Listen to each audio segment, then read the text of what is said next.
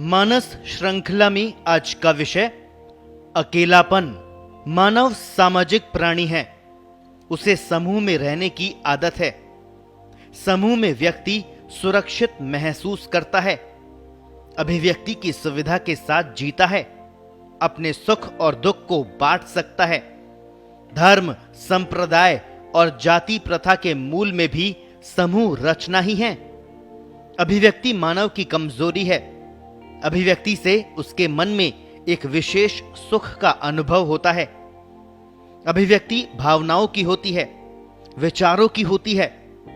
विचारों की अभिव्यक्ति बहुत अधिक सुख नहीं दे पाती। भावनाओं की अभिव्यक्ति में विशेष आनंद जुड़ा होता है, जिसमें व्यक्ति के मन की बात होती है, एक मिठास होती है, तृप्ति मिलती है। मन का लक्ष्य और स्वभाव दोनों ही आनंदमय होते हैं। मन का स्वभाव विस्तार भी है, जो उसे अभिव्यक्ति के साथ मिलता है, दूसरों से जोड़ता है, मित्र बनाता है, समाज बनाता है। मन की संतुष्टि के बिना जीवन की पूर्णता कहां? किसी से भी पूछ लें, यदि मन में कुछ भी अधूरा है तो वह संतुष्ट नहीं है। यह संतुष्टि विहीनता ही व्यक्तित्व की अपूर्णता है। इस धरातल पर धन, यश, पद कुछ भी काम नहीं आता। मन की संतुष्टि केवल मन से ही होगी। जब कोई मन की बात करने वाला, मन की बात सुनने वाला मिलेगा, तब ही मन की संतुष्टि हो सकेगी। आज जीवन में यही विषय दुर्लभ होता जा रहा है। मन की बात कोई करता ही नहीं। मन की भाषा के जानकार घट रहे हैं। व्यक्ति अनेक विषयों के बीच उलझा हुआ मन को भूलता जा रहा है। आगे से आगे दुखों को और अधिक बढ़ा दिया है। भोगवादी संस्कृति ने इस भटकाव को बढ़ाया है। सिनेमा, टेलीविजन जैसे माध्यम मनोभावों में विचलन पैदा कर रहे हैं। मन कमजोर होता जा रहा है। नई जीवन शैली भी इसी दिशा में जा रही है। पश्चिम की संस्कृति को देखें तो आभास होता है कि पति पत्नी भी परस्पर भोगवाद के शिकार बन चुके हैं।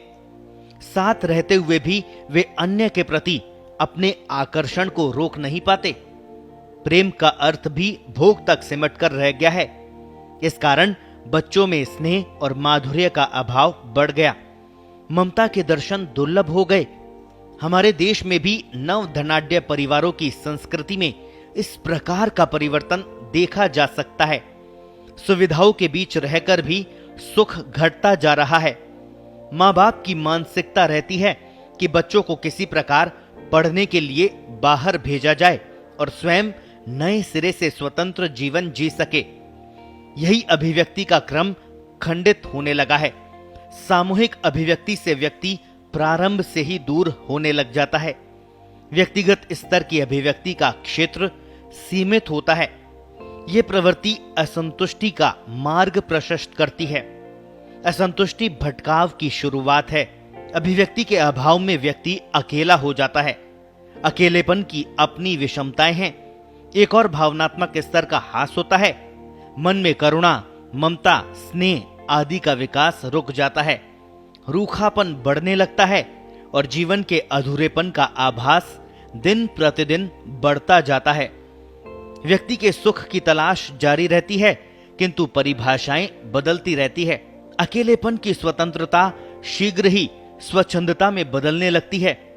न तो कोई रोक टोक करने वाला, न ही कोई नैतिक दबाव आसपास रहता है।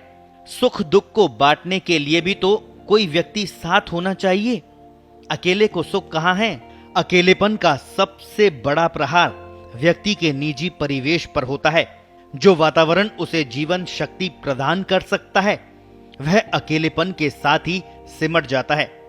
उसे एक काल्पनिक वातावरण मिलता है जो उसे संतुष्टि नहीं दे सकता। बाहर से लगता है कि वह सबको पाकर बहुत खुश है, किंतु मन ही मन ये भी समझता है कि ये लोग कष्ट पड़ने पर काम आने वाले नहीं हैं। व्यक्ति के अकेले होते ही मन के भावों को सींचने का कार्य रुक जाता है। सुख दुख का आभास मन के धरातल पर होता है, जो प्रकृति से भावनात्मक है। भावनाएं बुद्धि से पैदा नहीं की जा सकती। सुंदर शरीर भी भावनाओं के विकास में सक्षम नहीं होता। मन तो केवल मन की बात करने से, मन की भाषा में बात करने से विकसित होता है। अकेले व्यक्ति का मन अभिव्यक्ति के लिए तरस उठता है। सिंचन के अभाव में सूखने का भय उसे भी डराने लगता है। कई बार इसके भी दुष्परिणाम सामने आते हैं।